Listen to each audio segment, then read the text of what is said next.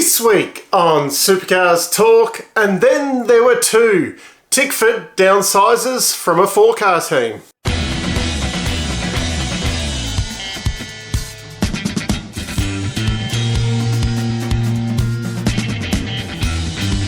The big news this week is that Shane Van Gisbergen will be keeping the wildcard car for the Enduros at least, and that Zane Goddard and Craig Lowndes will be getting the broken steering car that Shane started the year off.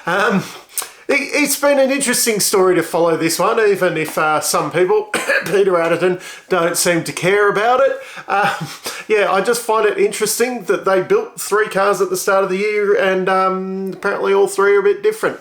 I would have thought a team at that level would have, built them all to the same specifications, and that I'd be questioning myself if I was Craig Lowndes and Zane Goddard right now getting the broken car. The actual big news this week is something that we've kind of expected, but it's still, I suppose, a little bit of a shock when it does get announced that Tickford will be reducing from a four-car team to a two-car team next year.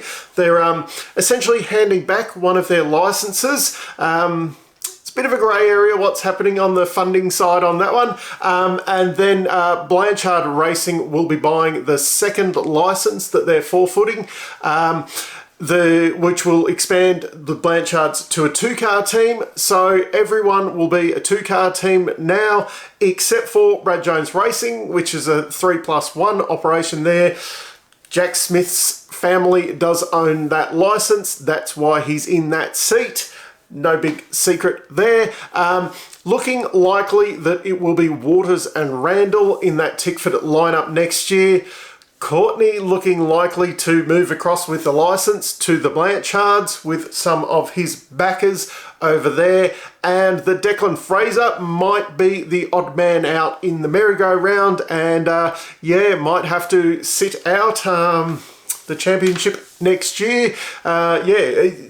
It's funny, he's got a lot of funding, which you think that would be easy, and he's got a lot of talent. I mean, he did win the Super 2 championship, and he's had a shocker of a year, and it's looking like he might have to sit out next year, depending. There is obviously a few seats available. Of course, over at the Blanchards, looking like a Courtney and Aaron Love lineup there. It's looking like Todd Hazelwood is the odd man out on that one. I was saying to someone the other day, it's funny how Jack LeBrock and Todd Hazelwood were fairly evenly kind of paced there at Matt Stone Racing last year, and you're looking like they were continuing with that lineup, and then Todd obviously got this opportunity with the Blanchards that he took with open hands, and look at how their years have panned out this year, and how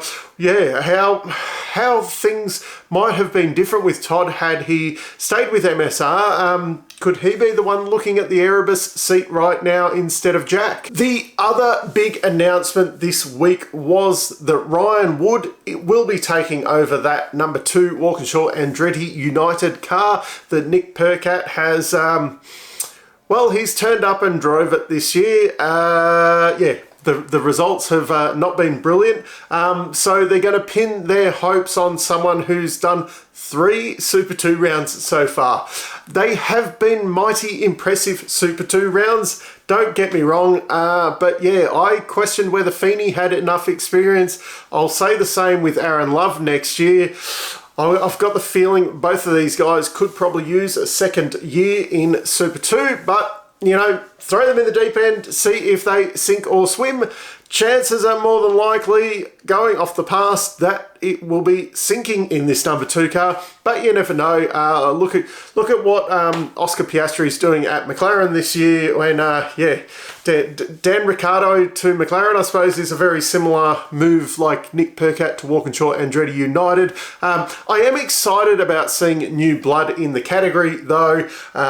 Just maybe Zach Best maybe might have had a shot before a couple of these guys who are only in their first season of Super 2. On the wildcard news, Simona Di Silvestro, who is slated to drive the number 98 for Dick Johnson Racing, only at Bathurst. They're not entering the Sandown 500, which is a bit lucky with her getting her appendix out.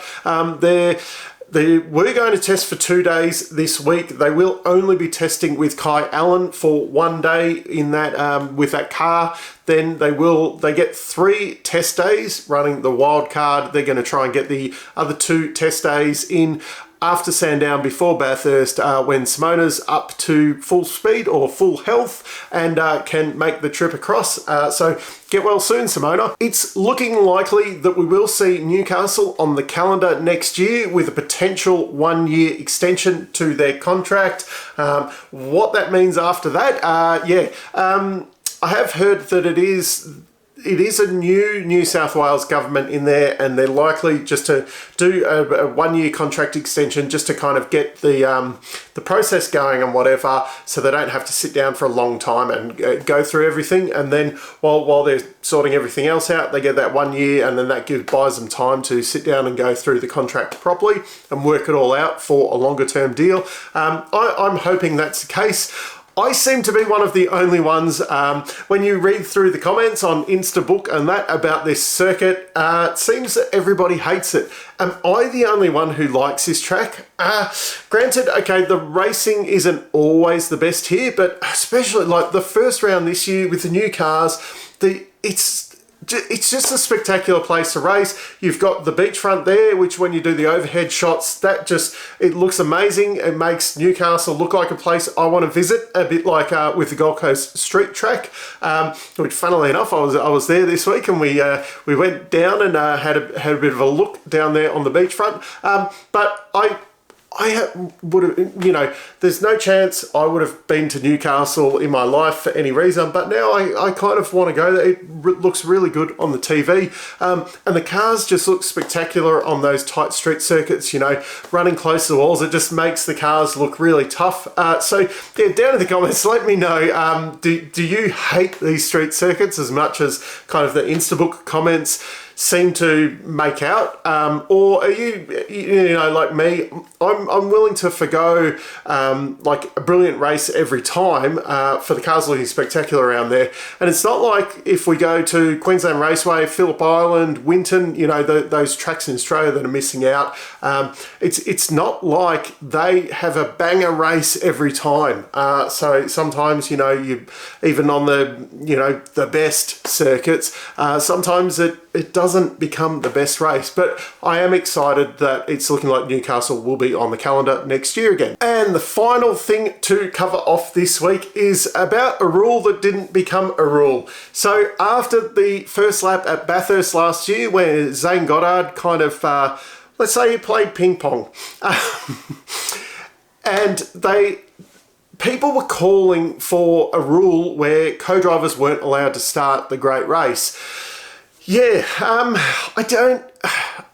never understood why they wanted to bring this in. You've got someone like Zach. Granted, he wasn't a full-time driver. He had been a full-time driver in the past. So it's not like he wasn't experienced on lap 1 stuff. He just, a young bloke made a mistake. These things happen. Could have happened 160 laps into the race, and caused some chaos. It just happened to be on lap 1 and took a couple of other cars out of the race. But I didn't like the idea of more micromanagement on the rules. I like the strategy options where teams can put in, their main driver or their co-driver at the start. Sometimes it shows what confidence they have in their co-drivers, or maybe what confidence they have in their main drivers, depending on who they pick to take on that opening stint. And also then when you've got the wild cards in there, it's a little bit of a grey area, who is the primary and who is the co-driver in those situations.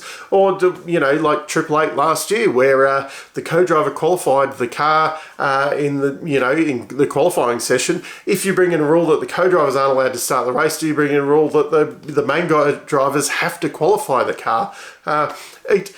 Rules for the sake of being rules, I don't like. So I'm very happy that this one hasn't gone any further, that it's not a rule. And I think as long as everyone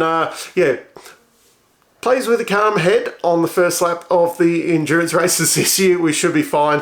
But there's nothing to say that a main driver is not going to stuff it in the wall on the first lap. I think there was a few guys at turn 1. I seem to call Jake Kostecki was one of the guys going off on lap 1 last year. So, it could happen to a full-time driver. It could happen to a co-driver. I'm just glad that we haven't got another micromanaging rule in the category, because there seems to be too many of those. But yeah, let me know down in the comments what you think. And until next time, I'm still Dave, and I'll catch you later.